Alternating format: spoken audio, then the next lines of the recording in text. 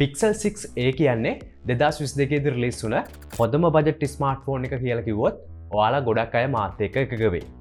ඉතින් අපි සෙට් එක වගේම තවත් ගොඩක් ටෙක් එන්තුසියස්ට්ලා මේ Pixel 6a කියන්නේ best value ස්මාර්ට්ෆෝන් එක විදිහට හඳුන්වලා තිබුණා. මේක මුලින්ම රිලීස් වුණේ $449කට. ඒ කියන්නේ ලංකාවේ සල්ලි වලින් නම් රුපියල් 1,50,000කට වගේ ගානකට වුණත් දැන් මේක බ්‍රෑන්ඩ් නිව්ම රුපියල් ලක්ෂයකට ආසන්නව ගන්න පුළුවන්. ඉතින් මේ Pixel budget series එකේ ඊළඟ ස්මාර්ට්ෆෝන් එක විදිහට එන්න තියෙන Pixel 7a ස්මාර්ට්ෆෝන් එක ඩිසයින් එක පැත්තෙන්, performances පැත්තෙන්, එතකොට කැමරා එක, ප්‍රයිස් එක මේ වගේ හැම දෙයක් පැත්තෙන්ම කොහොම වේවිද කියලා අද අපි බලාගමු.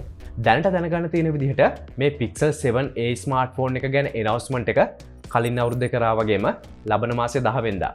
ඒ කියන්නේ මැයි 10 වෙනිදා තියෙන Google I/O event එකේදී කරාවි. එතකොට rumors ලා කියන විදිහට ඊට පස්සේ ජුනි මාසෙදී මේක රිලීස් වෙවි. හැබැයි මම කලින් කියපු විදිහට Pixel 6a ගැන announcement එක 2022 මැයි මාසෙ තිබුණ Google I/O event එකේදී කරලා ඒක රිලීස් කරේ ඊට මාස දෙකකට පස්සේ ජුලි මාසෙදිනේ. ඉතින් සමහර වෙලාවට මේ අවුරුද්දේ Pixel 7a ජුලි මාසෙදී රිලීස් වෙන්නත් probability එකක් තියෙනවා. ඩිසයින් එක පැත්තෙන් ගත්තම අපි දැනටමත් දන්නවා මේ Pixel 7a device එකේ කියන photos වගේම render set එකක්ම දැනටම social media වල එහා මෙහා යනවා කියලා. උදාහරණයක් විදිහට ගත්තම මේ onleaks කියන website එකේ දාපු මේ renders ටික එතකොට මේ Pixel 7a device එකේ කියලා කියන මේ වීඩියෝ එකෙන් අපිට ගොඩක් දුරට මේ device එකේ design එක ගැන විස්තර බලා ගන්න පුළුවන් වුණා. ඉතින් මේ photos, videos වගේම renders දැක්කම අපිට පේන දෙයක් තමයි මේකේ design එකත් ගොඩක් දුරට Pixel 7 වගේම Pixel 7 Pro device එකේ design එකට ගොඩක් දුරට සමානයි කියන එක. ඒ කියන්නේ Pixel 7 වගේම 7 Pro smartphone දෙකේ තිබුණ කැමරා බායක ඒ විදිහටම ඇලුමිනියම් look එකත් එක්ක පොඩ්ඩක් කැමරාස් වල ප්ලේස්මන්ට් එහෙම වෙනස් කරලා දීලා තියෙනවා. හැබැයි මේකේ බැක් සයිඩ් එක ගොඩක් වෙලාවට ප්ලාස්ටික් නැත්නම් ග්ලාස්ටික් විදිහට ඒවි. සමහර සෝසස් වලින් මේකේ බැක් සයිඩ් එක සෙරමික් වේවි කියලා තිබුණත් ඇත්තටම මේක නම් වෙන විදිහක් නැහැ. මොකද අපි දන්නවා Pixel 7 high end smartphone දෙකත් ආවේ Gorilla Glass Victus තියෙන back panel එකකින් නිසා. ඒ වගේම අපි දන්නවා සෙරමික් බැක් එකක් තියෙන ස්මාර්ට්ෆෝන් එකක් එන්නේ ගොඩක් වෙලාවට ප්‍රීමියම් කියන ප්‍රයිස් කැටගරි එකකින් කියලා.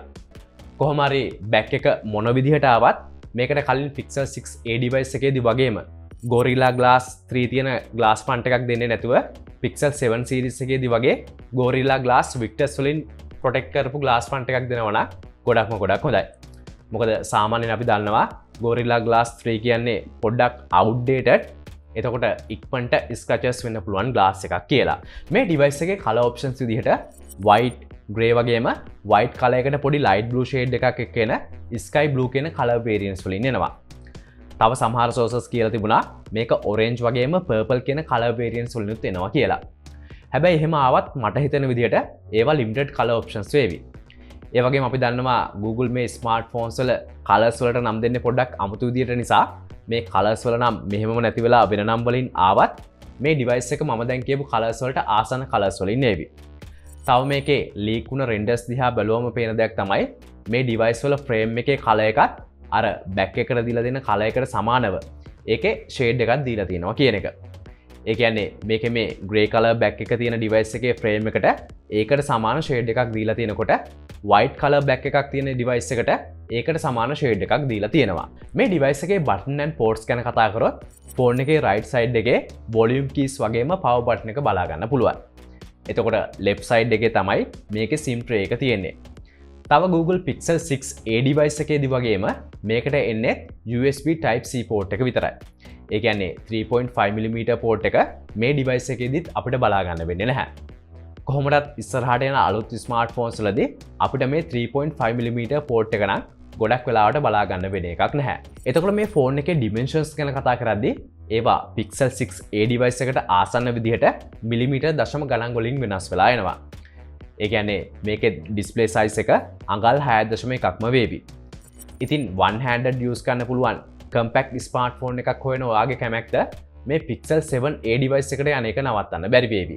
මේ අඟල් 6.1ක OLED screen එක දිහා බැලුවොත් ඒක කලින් Pixel 6a එකට size එකෙන් සමාන වෙනවා වගේම HDR support කරන full HD display එකක් වේවි.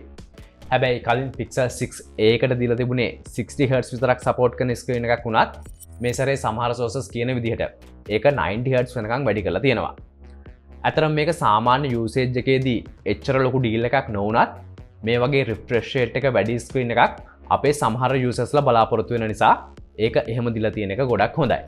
ඒ ඇරෙන සාමාන්‍ය බජට් ට්‍රේන් ඩිවයිස් එකකදී වගේම 80%කට ආසන්න වෙන විදිහට ස්ක්‍රීන් ටු බොඩි රේෂියෝ එක මේන්ටේන් කරගෙන පොඩ්ඩක් Pixel 6 ඒකට වඩා වැඩි thick broad එකක් වගේම chin එකකුත් මේ ඩිවයිස් එකේ තියෙනවා. ඇත්තටම මේක තමයි Pixel 6 ඒකට සාපේක්ෂව මේ Pixel 7a ඩිවයිස් එකට ඩිසයින් එක පැත්තෙන් හම්බෙලා තියෙන එකම ඩවුන්ග්‍රේඩ් එක. SoC එක ගැන කතා කරද්දී ඔයාලා දන්නවා මේකට එන්නේ Pixel 7 වගේම 7 Pro ස්මාර්ට්ෆෝන් දෙකේම ආව Google ලගේ Tensor G2 කියන SoC එක කියලා. මේක මේ Pixel 7a එකට විශේෂ වෙන්නේ එහෙම එන RAM size එක 8GB වෙනකන් වැඩි කරලා තියෙන එක. මොකද අපි දන්නවා Pixel 6a එකේ තිබුණේ 6GB RAM option එකක් එක්ක 128GB variant එක විතරයි.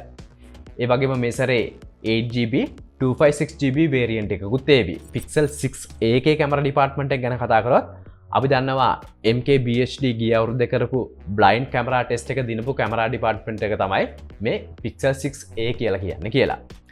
හැබැයි වැඩේ කියන්නේ ඒකේ තිබුණ 12.2 megapixel main camera sensor එක Google එයාලගේ Pixel 2, 3, 4 වගේම 5 කියන devices වලටත් දාලා තිබුණ අවුරුදු 6ක් විතර පරණ sensor එකක් කියන එක. ඉතින් එකම camera sensor එක use කරත් software optimization use කළා අපිට හොඳ camera experience එකක් දෙන්න Google ලට පුළුවන් වෙලා තිබුණත් මේ සැරේ මේ Pixel 7a device එකට ඒ පරණ camera sensors දාන එකක් නැහැ. රූමර්ස් වලින් කියන විදිහට මේකේ ඒ වෙනුවට එන්න පුළුවන් ඔප්ෂන්ස් දෙකක් තියෙනවා. එකක් තමයි Pixel 7 වගේම 7 Pro models දෙකේ තියෙන Samsung ලගේ ISOCELL GN1 කියන 50MP main camera sensor එක. එතකොට අනිත් එක තමයි Sony IMX787 කියන 64MP sensor එක. හිතන්නකෝ මේ දෙකෙන් Samsung ලගේ G1 sensor එක මේ ස්මාර්ට්ෆෝන් එකට දැම්ම කියලා.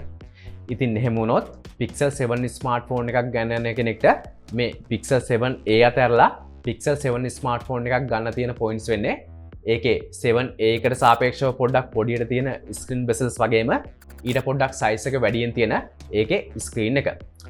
එතකොට Sony IMX787 කියන සෙන්සර් එක දැම්මොත් ඒකේ පික්සල් කවුන්ට් එක වගේම සෙන්සර් එකේ සයිස් එකත් Pixel 7 වගේම 7 Pro ස්මාර්ට්ෆෝන් දෙකට වඩා වැඩි වෙන නිසා එහෙම ආවොත් මේ ෆෝන්ස් දෙක අතර ගැප් එක ප්‍රයිස් එක පැත්තෙන් හදන්න වේවි. සාමාන්‍යයෙන් දැන් මේ Pixel 7 device එකක් කියන්නේ $600ක වගේ රේන්ජ් එකේ නිසා මේ Pixel 7a device එකේ ප්‍රයිස් එක ගොඩක් වෙලාවට ඉනිෂියලි $450 කියන රේන්ජ් එකේ. ඒ කියන්නේ ලංකාවේ දැන් රුපියල් 1,00,000කට ගන්න පුළුවන් වේවි. ඉතින් මේ මම අද කියපු ස්පෙක්ස් එක මේ Pixel 7a device එක ආවොත් ඒක 7 series එකේ අනිත් ෆෝන්ස් එකේ සේල්ස් වලට වගේම මේ 7a ඇවිත් මාස 6කට පස්සේ වගේ එන්න තියෙන Pixel 8 series එකට සේල්ස් පැත්තෙන් ගොඩක්ම චැලෙන්ජ් කරාවි. ඉතින් අපි ඊළඟ වීඩියෝ එකෙන් කතා කරන්න ඉන්නේ මේ Pixel 8 series එක ගැන. ඒ නිසා මතක ඇතුව අපිව subscribe කරන්නත් අමතක කරන්න එපා. ඒ වගේම මේ වීඩියෝ එක එනකම් Pixel 7 series එක වෙනකම් Google smartphones ගැන කරපු කතාව බලන්න මේ වීඩියෝ එකට යන්න.